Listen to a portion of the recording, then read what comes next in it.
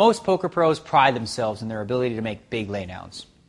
I just made a big laydown in a tournament in Atlantic City, actually. It was raised before the flop, called, re-raised to me, and I had kings in the big blind. Now, I wasn't about to mess around with the hand, so I decided to just re-raise again. Well, the first two players folded, but the last player went all in. It was like, oh no, I thought. Does this guy really have a pair of aces? After giving it some serious thought, I finally decided to fold the second best possible hand before the flop. Now, that is a big laydown, right? Was I right?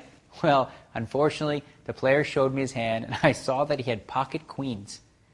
So much for my big laydown. I outsmarted myself and missed out on an opportunity to double my money as a 4-to-1 favorite. Therein lies the problem with these big laydowns. When you're wrong, it is a statistical nightmare. Having said that, if you never fold the best hand, then you're probably calling too much.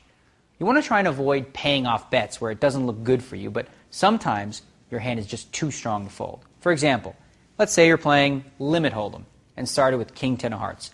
The final board reads jack of hearts, 6 of hearts, 9 of hearts, and a deuce 7, giving you the second nut flush. Only the ace high flush could beat you. Well, obviously your hand is strong enough to bet on the river, but what will you do if someone raises you? Well, they might be bluffing, they might be raising you with a weaker flush, but more often than not, they will have precisely the one hand you can't beat, the nut flush.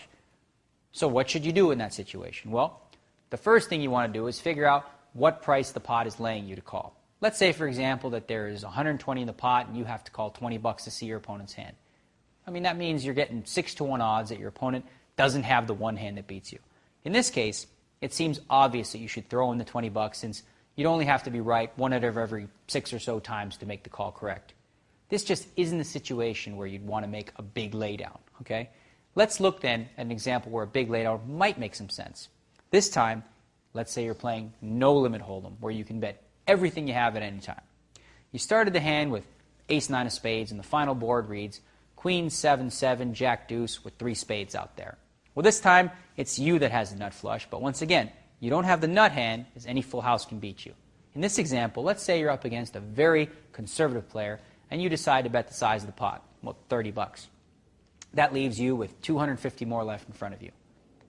What should you do if your opponent, the tight guy, decides to raise you all in? Now, this is no easy decision. What you'll need to do first is ask yourself the following question. What could he have? There are only 2 real possibilities here. You know he doesn't have the nut flush, since you do. So that must mean he either has a full house or he's running a bluff. The next thing you need to do, as in the other example, is to count the size of the pot and figure out what your pot odds are. Well, there was 90 bucks in the pot, plus an additional 250 that your opponent has raised you. So that means you have to call 250 to win 340. Your odds this time are only about 1.36 to 1. The next and final step is to figure out how often you need your opponent to be bluffing to make your call correct. In this case, you need your opponent to be bluffing about 42% of the time.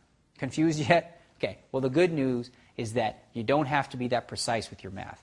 All the math does is help you ask yourself that final question. Would this guy bluff in this situation 4 out of 10 times? Now that part, that's when you are on your own when deciding if you want to make a big laydown.